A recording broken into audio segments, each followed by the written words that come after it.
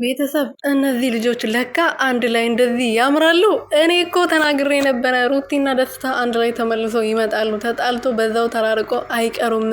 በተለይ ደግሞ አብርሃም አሁን ብቻውን ነው፣ ውሽሚቷ ጥላው ሄዳለች። ስለዚህ ሩቲዬ ደግሞ ሰው ያስፈልጋታል። ምክንያቱም አብርሃም ሩቲን ከሰው ጋር ሲያያት ይንጨረጨራል፣ ይቃጠላል፣ ይናደዳል፣ ይንገበገባል፣ ሙቀቱ ይነሳበታል። ስለዚህ ሩቲዬና ደስታ ለጊዜው ቢሆንም አንድ ላይ መሆን አለባቸው። ያው ስራ ነው። ሩቲዬ አብርሃምን እንትን ብለው አይደለም፣ ስራቸውን እየሰሩ ነው። ግን በስራ ጉዳይም ቢሆን አንድ ላይ ሊሆኑ ይገባል።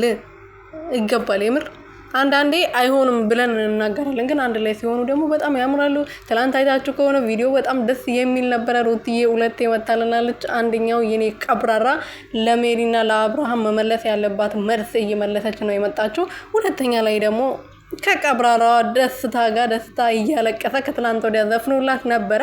ያው እኔ ዘፈኑን ካየው በኋላ በቃ ደስታና ሩቲ አንድ ላይ ሊመጡ ነው ብዬ ወስኜ ተናግሬ ነበረ። ልክ እንዳልኩት መጥቶ።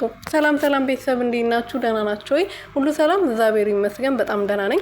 እናንተም ደህና እንደሆናችሁ ሙሉ እምነት አለኝ። ለዚህ ቤት አዲስ የሆናችሁ ሰብስክራይብ፣ ሼር፣ ላይክ እያረጋችሁ ቤተሰብ እንድትሆኑ በትህትና እየጠየቅኩኝ ሩቲና ደስታዬ ትላንትና አንድ ላይ መጥተዋል እንደምታዩት። ዛሬ ደግሞ በአዲስ ነገር ብቅ ብሏል እንደዚህ እንደምታዩት ማለት ነውና ገና ብዙ ነገሮችን እንጠብቃለን። በቲክቶክ ይመጣሉ ብለን እናምናለን። ዛሬ ይመጣሉ እርግጠኛ ነኝ። ከሰዓት ወይም በእዩ ቤት ወይም በሩቲ ቤት ወይም በደስታ ቤት ቪዲዮ ይለቀቃል። ታያላችሁ። ተከታተሉ ብቻ በደንብ አድርጋችሁ ማለት ነው። ግን ስታዩ ደግሞ ለእኔም ንገሩኝ ባካችሁ። ኮመንት ላይ የሚሆን መጥተዋል በሉኝ እሺ። እኔ ነግራችሁ ያው እንዳያመልጠኝ ነው። ስልኬ ተበላሽቶብኝ ምናምን ቪዲዮኛ ያለውና እንዳያመልጡኝ ለማለት ፈልጌ ነውና እንዳያመልጡኝ ባካችሁ ንገሩኝ ስታዩዋቸው ማለት ነው። ምክንያቱም ብዙ የሚጠብቅ ሰው ስላለ ልንገራቸው ብዬ ነው አይደለም።